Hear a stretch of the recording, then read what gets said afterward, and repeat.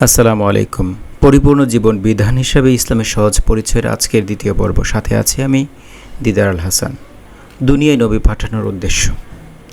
মানুষকে দুনিয়ায় বেঁচে থাকার জন্য যা কিছু করতে হয় সে সম্পর্কে তাদেরকে অবহিত করার জন্য আল্লাহ তাআলা নবী রাসূলকে পাঠিয়েছেন এবং তাদেরকে যাবতীয় আইন কানুন দিয়ে পাঠিয়েছেন। কিন্তু এসব বিধিবিধান মেনে চলতে তিনি মানুষকে বাধ্য করেননি। আল্লাহ তাআলা জানিয়েছেন যে যারা তার দেওয়া আইন বিধান মেনে চলবে তারা দুনিয়াতে শান্তি ভোগ করবে এবং আখিরাতেও পুরস্কার পাবে।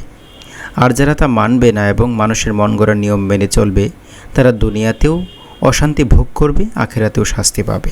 আল্লাহর নবীগণ মানুষকে দুনিয়া ত্যাগ করে বৈরাগী বা সন্ন্যাসী বানাতে আসেননি, বরং তারা মানুষকে দুনিয়ার সকল দায়িত্ব আল্লাহর তৈরি নিয়ম পালন করার শিক্ষা দিতে এসেছেন। দুনিয়ার সব কাজ নবীদের শেখানো নিয়মে করলে দুনিয়াদারি কাজও দিনদারি হিসেবে গণ্য হয় এবং সব ইবাদতে পরিণত হয়। দিনদারি বনাম দুনিয়াদারি। এক হাদিসে এসেছে রাসূলুল্লাহ সাল্লাল্লাহু আলাইহি সাল্লাম বলেছেন, কোনো লোক ঈশার নামাজে জামাতের সাথে আদায় করার পর ঘুমিয়ে গেল। সে যদি ফজরের নামাজ জামাতের সাথে আদায় করে তাহলে সে তার ঘুমটাও ইবাদত হিসেবে গণ্য হবে। আল্লাহর দেওয়া নিয়মে ঘুমালে ঘুমও ইবাদতে পরিণত হয়। এভাবেই আল্লাহর দেওয়ার নিয়মে বিয়ে শাদী, ঘর সংসার, রুজি রোজগার, চাষাবাদ, ব্যবসা বাণিজ্য, খাওয়া দাওয়া, এমনকি প্রস্রাব পায়খানা করাটাও ইবাদত হিসেবে গণ্য হয়। তাই কাঠি মুমিনের পার্থিব জীবনের সব কাজকর্মে দিনদারি।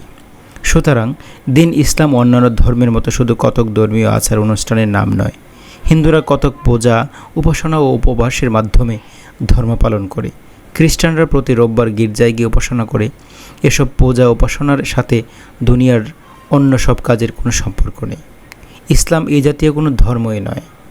ইসলামের ধর্মীয় কাজগুলোর মাধ্যমে দুনিয়ায় জীবনযাপনের শিক্ষা দেওয়া হয়। মুসলমানদের ধর্মীয় জীবন দুনিয়ার জীবন থেকে মোটেও আলাদা নয়। আজকের মতো এই পর্যন্তই। দেখা হচ্ছে। আসসালামু আলাইকুম।